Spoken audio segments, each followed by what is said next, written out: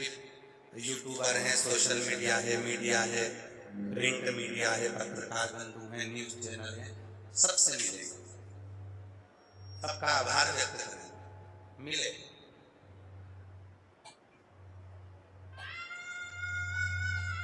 छत्तीस कौम के भी जो सदस्य आए उनसे भी मिलना, क्योंकि 2 दिन हम मिलते हैं, 5-6 दिन। उसमें से एक पत्रकार बंधु ने बड़ा सुंदर प्रश्न किया कि श्री शिवाय नमस्तुभ्यम, ये मंत्र आज के समय में लोगों का कल्याण कर रहा है, इस मंत्र की प्रबलता क्यों?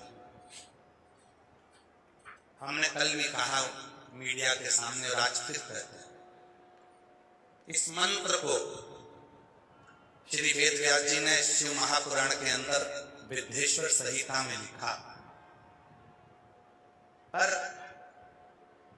कली काल के लोगों ने शिव महापुराण को कपड़े में लपेटकर, कपड़े में मखमल के वस्त्र में बांधकर उन्होंने शिव पुराण को रख दिया था। वो शिव पुराण लोगों के हृदय में, उनके चित्त में इतनी जल्दी बैठ नहीं पाई। पर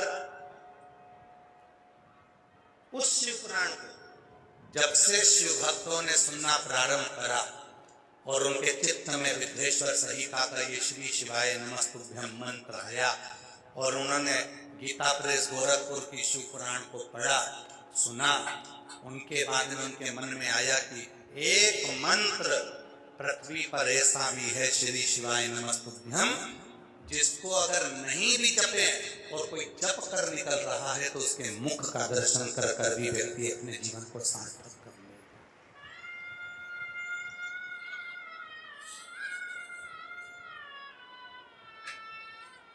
एक मंत्र है श्री शिवाय नमस्तुभ्यम, जिसको स्नान करा नहाए तो जपो, नी नहाए नी स्नान करा तो जपो, भोजन कर रहे हो तो जप लो, नी कर रहे हो तो जप लो, पलंग पर सो रहे हो तो जप लो, कैसी भी दशा में हो, कैसी भी अवस्था में हो, अगर तुम्हारे चित्त में, तुम्हारी वृत्ति में श्री शिवाय नमस्तुभ्यम उच्चारण चल रहा है, तुम उसका स्मरण कर रहे हो, तो वो मंत्र तुमको तो सुख देगा ही देगा, पर तुम्हारे मुख का दर्शन भी अगर कोई दूसरा भी कर लेगा तो उसको भी सुख की अनुभूति हो जाएगी, उसको भी आनंद। ये वो मंत्र है, ये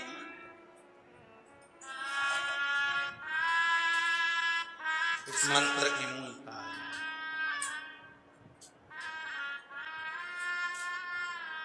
जपो और भजो। कितना अंतर है मंत्र में, जरा देखिए पत्र के माध्यम, जरा पत्र को पढ़िएगा, बड़ा सुंदर पत्र है कि श्री शिवाय नमस्तुभ्यम बोलना और शिव महापुराण की कथा के पंडाल में बैठकर कथा को सुनना, शिव को अपने मन की बात कहना, कितना उसका असर होता है। जरा देखिए, मेरा नाम अनीता है, मैं हरियाणा में हांसी जिला हिसार की रहने वाली हूँ। पत्र को आप लोग एलईडी पर पढ़ सकते हैं, आस्था चैनल पर पढ़ सकते हैं। मेरा नाम अनीता है, मैं हरियाणा में हांसी जिला हिसार की रहने वाली। मेरा मोबाइल नंबर ये है। गुरुजी, मेरे लड़के की शादी 2019 में हुई थी और उसके घर में एक 4 साल का लड़का भी हो गया, लेकिन मेरे बेटे की बहू हमारे घर में रहना नहीं चाहती।